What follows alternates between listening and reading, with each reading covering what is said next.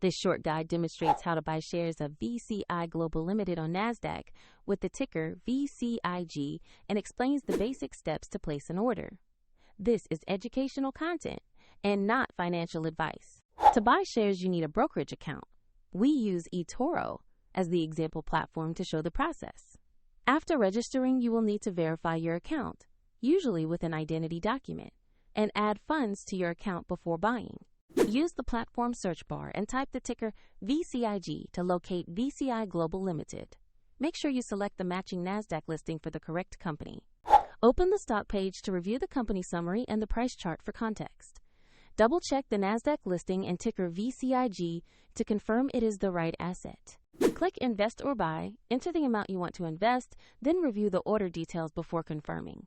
If the market is closed, your order may be queued as a market or limit order. And if you lack sufficient funds, the platform will prompt you to add them before completing the purchase. Once executed, your new position will appear in your portfolio where you can monitor it.